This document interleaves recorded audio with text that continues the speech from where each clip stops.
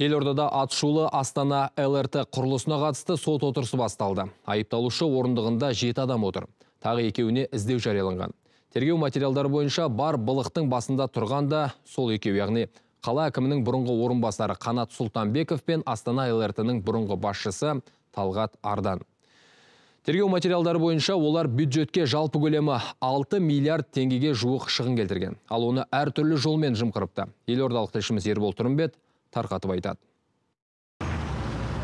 Құрылысы осыдан 8 жыл бұрын басталған бас қаладағы жеңіл рельсті көлік жобасына қатысты сот процесі енді ғана басталды.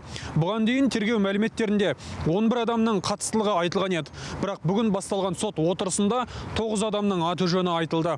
Олардың бюджетке келтірген шығынының нақты көлемін айтар болсақ, 5 миллиард 833 миллион 300 мың 827 теңге. Коронавирустан сақтық шарасы ретінде алғашқы сот жиыны онлайн тәртібімен өтті. Қылмыстық топтың 9 мүшесінің 7-еуі сотқа қашықтан қатысып отырды. Олар қаланың бұрынғы көлік басқармасының басшысы Рашид Аманжолов, қалалық мәслихаттың бұрынғы депутаты әрі хатшысы Жанат Нұрпейісов, Астана Innovations акционерлік қоғамының бұрынғы басшысы мен тағы бірқатар мердігер ұйым өкілдері бар.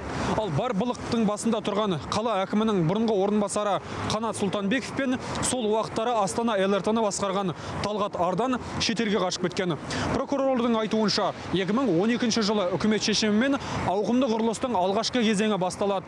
Ол әуежай мен Әбу-Даби плазаның арасындағы 15 шақырымды жалғау тиіс болған. Тап сол құрылыс басталар шақта Сұлтанбековтың ойы бұзылған дейді прокурор.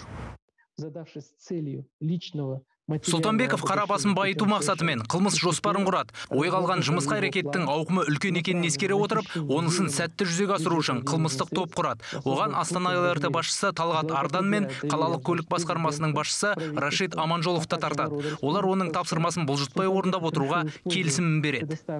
Прокурордың айтуынша, қылмыстық топ мүшелері бір-бірімен етене таныс болмаған. Оларды біріктірген бір ғана нәрсе болыпты. Қаржысы көп жобадан қалайда жырымшылап ақша жеу. Яғни сметалық құжат жасау, техникалық бақылау, мемлекеттік сатып алу сынды жұмыстар әр жерде артығымен бағаланып отырған. Ұйымдасқан қылмыстық топтың белсенді мүшесі әрі ұйымдастырушыларының бірі бола отырып, Ардан 2012 жылдың соңында қатарларына досы Дәурен Әбдіхамитовты тартады. Істің мән-жайын толық түсініп отырса да, ол байығысы келіп, қылмыстық әрекетке қатысуға келседі. Ал Сұлтанбеков қылмыстық топ мүшелеріне әрқайсының қызмет лауазымына қарай жасайтын әрекеттерін бөліп беріп отырған.